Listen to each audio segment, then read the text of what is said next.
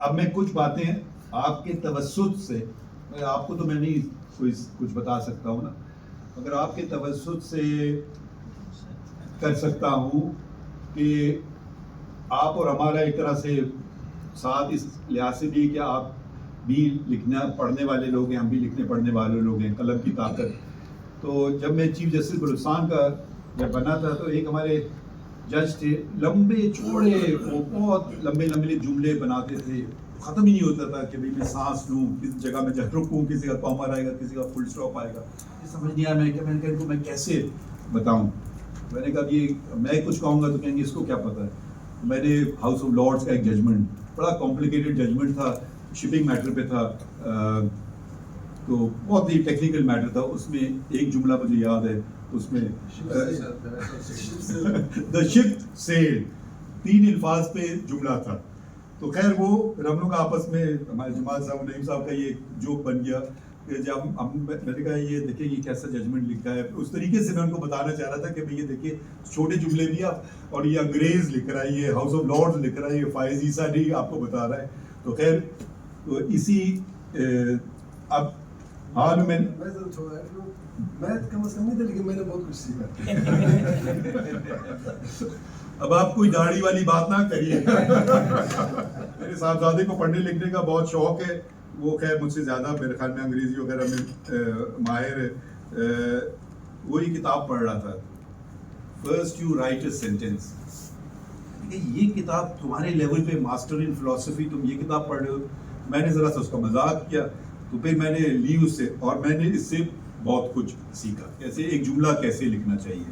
اب اس سے میں کوئی لفظ بتانا چاہتا ہوں جو میرے خیال میں نہ صرف صحافیوں کے لیے بلکہ وکیلوں کے لیے بھی اور ججز کے لیے بھی اس میں سبق ہے. میرا سبق نہیں ہے، ان کا سبق ہے.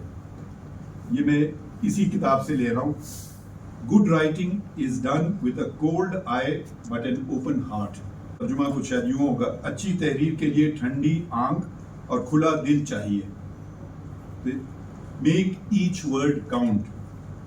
ہر لفظ کو توجہ کے لائق بنائیے. There is no virtue in volume, no benefit in bulk. محض ہجوم کوئی قابل قدر چیز نہیں ہے، بھاری پن کا کوئی فائدہ نہیں. اب صرف میں آپ کو 2 بھاری پن فیصلے بتا دوں جو ہمارے کرمنل جورسپروڈنس کا حصہ ہیں. ذوالفقار علی بھٹو صاحب کی جو لاہور ہائی کورٹ کی جو ججمنٹ ہے، وہ میرے خیال میں شاید ہائی کورٹ لیے ریکارڈ رکھتی ہے. 627 پیراگراف پہ تحریر ہے، اور جب سپریم کورٹ آیا یہی ججمنٹ صرف میجورٹی ججمنٹ 4 ججز کا، وہ 963 پیراگراف پر ہے. کہ میں نے ابھی تک اتنی لمبی کرمنل لا میں کوئی ججمنٹ نہیں دیکھی ہے. شاید سول لا میں بھی نہیں ہے، مگر سول لا کے ججمنٹ ذرا لمبے ہو جاتے ہیں، مگر کرمنل لا میں اتنے لمبے ججمنٹ نہیں ہوتے. اچھا، اگلا ہے یہ جو نصیحت کرتے ہیں ہم سب کو، ریڈ اسکیپٹیکلی اینڈ تھنک کریٹیکلی.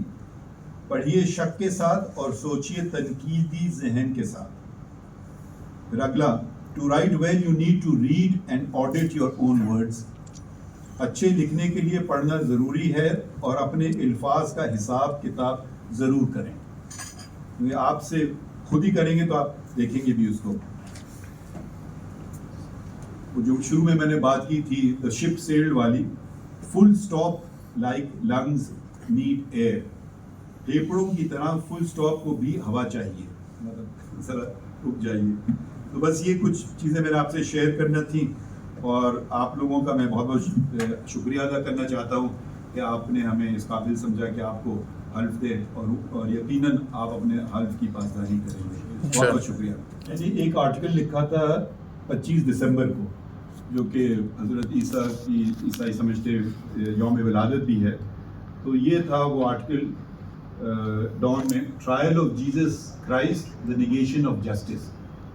ٹھیک ہے، تو اس میں اگر آپ لوگ انٹرسٹنگ ہے ریلیجیس اور ہسٹوریکل پرسپیکٹیو میں، تو جو عدالت نے ان کو سزا سنائی تھی وہ سینہیڈرن تھا.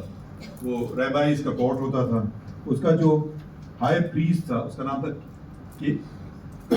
کیپاس، اور اسی کے داماد پروسیکیوٹر بھی تھا اناس. اس میں بہت ساری اور بھی باتیں جو آبویس نگیشن آف جسٹس میں جا رہی تھی.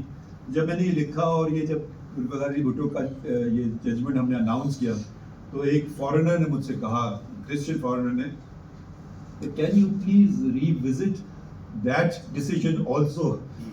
تو